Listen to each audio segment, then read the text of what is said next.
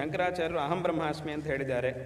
ಅಹಂ ಬ್ರಹ್ಮಾಸ್ಮಿ ಅಂತಂದ್ರೇನು? ನಾನೇ ಬ್ರಹ್ಮ, ನಾನೇ ದೇವರು, ದೇವರು ನಾನು ಒಂದೇ ಅಂತ ಶಂಕರರು ಹೇಳಿದ ಮೇಲೆ ಮತ್ತೆ ನಾವು ದೇವರ ಸ್ತುತಿಯನ್ನು ಯಾಕೆ ಮಾಡುವುದು, ದೇವರ ಪೂಜೆ ಇತ್ಯಾದಿಗಳನ್ನೆಲ್ಲ ಯಾಕೆ ಮಾಡುವುದು, ಇದು ಸರಿ ಇಲ್ಲಲ್ವಾ ಅಂತ ಕೆಲವರು ಕೇಳ್ತಾ ಇರ್ತಾರೆ.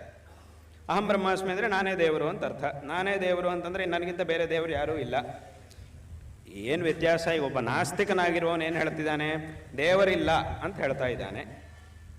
ಶಂಕರರು ಏನು ಹೇಳಿದ್ದಾರೆ? ನಾನೇ ದೇವರು ಅಂತ ಹೇಳಿದ್ದಾರೆ. ನಾನೇ ದೇವರು ಅಂತಂದರೆ ಅಲ್ಲಿಗೆ ಬೇರೆ ಇಲ್ಲ ಅಂತ ತಾನೇ ಅರ್ಥ. ಅವನು ನೇರವಾಗಿ ದೇವರು ಇಲ್ಲ ಅಂತ ಹೇಳ್ತಿದ್ದಾನೆ, ಇಲ್ಲಿ ನಾನೇ ದೇವರು ಅಂತ ಹೇಳ್ತಿದ್ದಾರೆ. ಎರಡಕ್ಕೂ ವ್ಯತ್ಯಾಸ ಏನು ತುಂಬ ಇದ್ದಾಗಿಲ್ಲಲ್ಲ, ಶಬ್ದದಲ್ಲಿ ಸ್ವಲ್ಪ ವ್ಯತ್ಯಾಸ ಇದೆ ಅಷ್ಟೇ ಹೊರತು ಸಾಮಾನ್ಯವಾಗಿ ನೋಡಿದರೆ ಎರಡು ಒಂದೇ ಥರ ಉಂಟಲ್ವಾ? ಹಾಗಿದ್ರೆ ನಾವು ದೇವರ ಆರಾಧನೆ ಯಾಕೆ ಮಾಡಬೇಕು ಅಂತ ಒಂದು ಪ್ರಶ್ನೆ ತುಂಬ ಜನರಿಗೆ ಬರ್ತಾ ಇರುತ್ತೆ.